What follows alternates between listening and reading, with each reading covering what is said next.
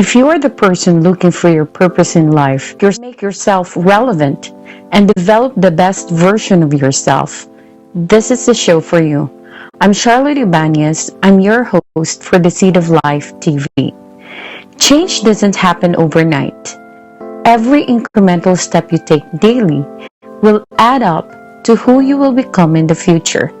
In this show, you will learn how to succeed, optimize, and lead in your industry. It is our aim to plant a seed into someone's life every time. In each episode, we invite people who in real life have the same struggles like you, like me, when they were starting out on their career or business. Like many of us, they started also looking for solutions, and through their tenacity and grit, they were able to discover what they were set out to do. Today, we have the privilege to have a discussion with Govind Singh Negi.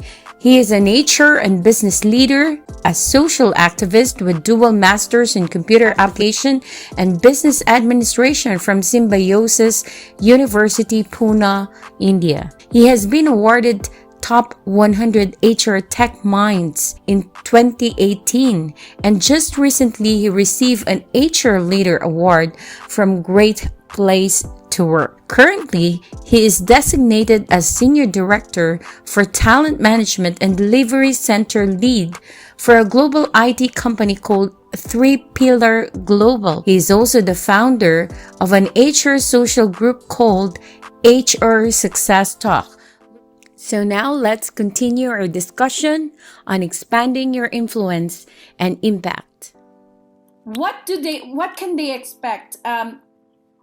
Just a little teaser. Of course, we don't want to give the whole plan of HR Success Talk, but what can they expect as we unfold? We're wrapping up 2021, and this is a good way to hear from the founder of HR Success Talk what is in store for 2022. Yeah, Charlotte. And first of all, I'll take your thanks on behalf of the complete team of HR Success Talk. They might be mentioning my name, but I think I and everybody else believe that maybe I'm the face of the community, but there are a lot of people, and this thanks is to all of them who are behind this. Second, I would like to touch upon a little bit on what you just stated, that people are recognized and they don't have to pay anything to participate in the awards. And I would like to give you a thinking behind it a little bit. I think there are many awards where you have to pay money to get enrolled and showcase yourself.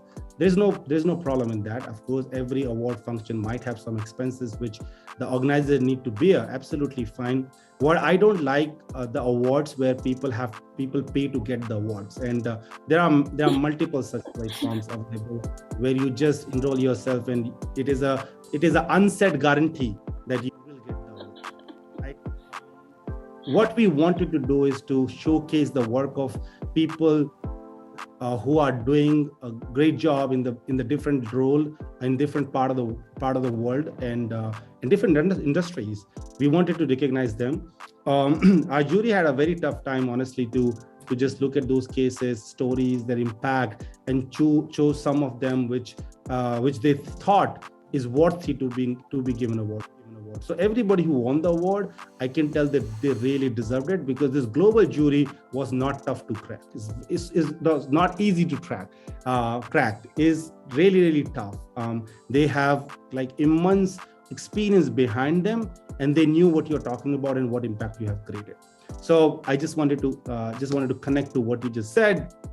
What people can expect in 2022 is we already have a plan in place for 2022. All our management team and the leadership team has given their plans to us, and of course those plans are very limited to what they want to do, and we're going to have very soon a final conversation where everybody listen to everybody's plan and see how it is connected with each other. But at the high level, Charlotte, what people can expect is a very mature global community for HR and business professionals. We want to elevate it. As a philosophy and guiding principle, we don't believe in doing a lot of things. We believe in doing some, but doing it so well that it becomes kind of a milestone for others to look up to. So we will be elevating our global presence. We will be interacting with many people across the globe to understand their business problems and how can we solve them. And we will be also working to elevate our each function, whether it is our social media strategy, whether it is our HR conferencing or awards or webinar, all those things, we will be working to elevate them to the next level.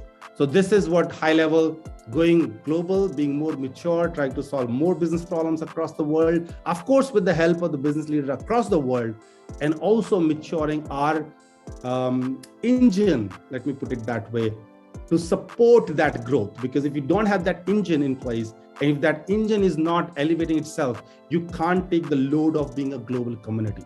Being a global community is a lot of work. And a lot of elevation you need to do as a person. Honestly speaking, I spoke with a lot of people, a lot in my community, including yourself, Sarah. I believe that you all have given it a very different tangent. You have brought the quality, professionalism in the community, which I'm very proud of, and that's what I think each one of us are learning. So becoming a global organization is also a lot of pressure from quality, from professionalism, a lot of many perspectives. So that's what people can expect in 2022. Wow. I do understand that. And it's nice to have that diversity in the group. And I think that makes the plan even more interesting, because they have different views, and uniting those views, that you would eventually do that on a large scale. And I love the way you said it, that you will be tackling those things and give it a high notch level. So it's more on the strategy. So if you are enjoying our discussion so far, don't forget to like, subscribe, and share this video. Yeah, a strategic look of our plans for 2022. Now, we are talking about a lot of things that have we have done in the past, and we are continuously doing to prepare for 2022, and we're kind of busy now. A lot of people might be interested, who is Govind as a person? Yeah, so we want to segue a little bit on our discussion, and who is Govind as a person. And many people would think, oh, what does a typical day look like for Govind? Of course, a lot of people, especially those who are maybe in leadership position, or people that are striving to become one, or are already there but they want to be as influential as you are. Yeah, because our topic hinges on expanding our influence and expanding our impact to the rest of the world positively. So what is the typical day for Govind? How does it look like? Well, Charlotte, I think first of all, I consider myself as very simple and down to earth person. I'm not at all somebody who is very, very big. I think I'm the one who is working as an anchor between many people's vision, dreams, and is trying to help them to reach there. So that's what I would say about myself. Very simple person, just focused on a couple of things and trying to drive that for the world. I'm happy that it is making an impact to the world, which is a good thing, and I always feel proud of it. How my day look like? So I think there's a couple of things which I will say. One is I work for a US-based IT software development company called 3Pillar Global, and I'm a senior director there for talent. I play 3 roles in this organization. One is being the country head for India, and also the head of talent for India, and a global head for learning and development for 3Pillar. These are my 3 roles. And my typical day, Monday to Friday, is more resolved around that. And of course, IT companies, you might know nowadays, are growing very, very fast. And so as 3Pillar Global, we are acquiring many companies, we are hiring a lot of people. And of course, with that, there are a lot of challenges. And with the growth, you always see that a lot of challenges come. By the way, we are planning to grow by almost 60 to 70% Wow. in India this year, and globally the same rate. So Despite the pandemic.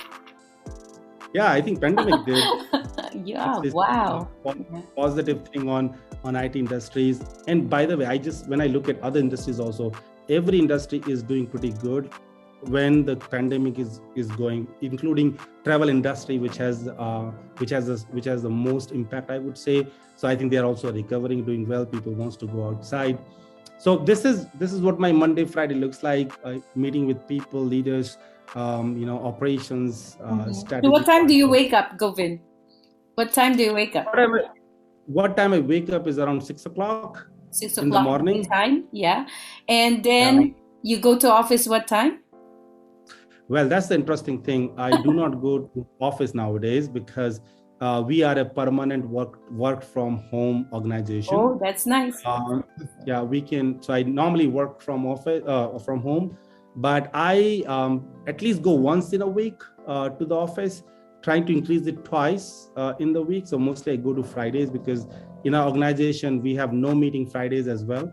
So that means I don't have to, even if going to office, I don't have to be in the meetings. I just try to use that time for more interacting with people. When I was going to office or even at home, I used to go early, reach office early, and then leave by after lunch. The reason is that I work for a US-based company, and we have meetings lined up in the evening, like IST, Indian Standard Time, in the evening, and I don't want to spend time doing those meetings in the office and coming late to the home. So I generally used to leave by after the lunch, reach home in 1.5 hours, and then take my calls, and I'm done. I'm at home and I can do whatever I like to. So this is what my typical day look like. But in that 3-pillar work, I also try to infuse, not much on weekdays, but I try to interact with our leaders from HR Success Talk in case they need any of my support. And one other thing which we have not spoken about, Charlotte, but I know you know about it, but maybe for our audience, I am also a founder of an NGO called Amrita Devi Foundation. And Amrita is the name of my mother. And this NGO works for girls and women in a hill state in India. So I spend some time, not much, some time on that too on my weekdays. On my weekends, mostly on Saturdays, I do have some interactions with people from HR Success Talk and Amrita Devi Foundations. So this is my typical day look like, more like when I'm working.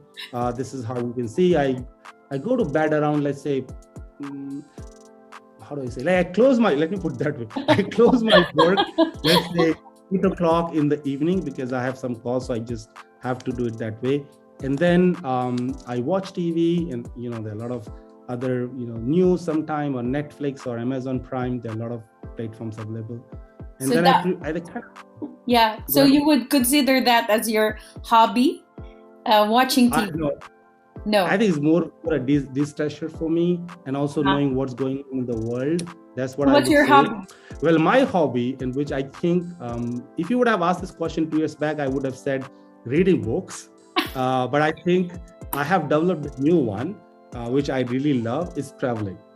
Wow. So I travel outside India, in India. Outside India nowadays is a little bit difficult because of the constraints. So I prefer to go to the different part of India. And the way I look at it, Charlotte, is it's not necessary. I always look at more like from a relaxation perspective. That's of course there. But I have realized that is the time when you can have some me time for yourself, do some retrospective, you as an individual, what you want to do, make your own plans for next year, whether it is your personal plan, family plan, financial plan, your work plan, whatever plan you want to make.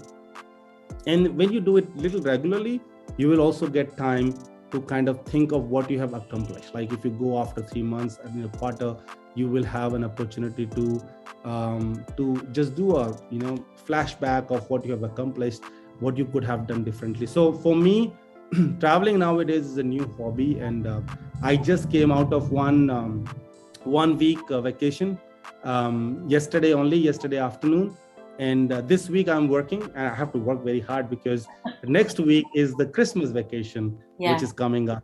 So I'm looking forward to that also. And I think that will be more like a vacation for with my family, my wife, my daughter, and my another not human daughter called Coco. She's just right now. So we are finding some time there too. So that's nice. You are fully recharged right now, and so which made me think: has there been any? Of course, like there, a lot of successful people would have a sort of a turning point in their life. And when I was into my first job, which happens to be in talent and not in computer, and the simple reason was that it was in 2001 I started doing my job. In that point in time, there was a slum in IT industry. Even people who are in IT were given pink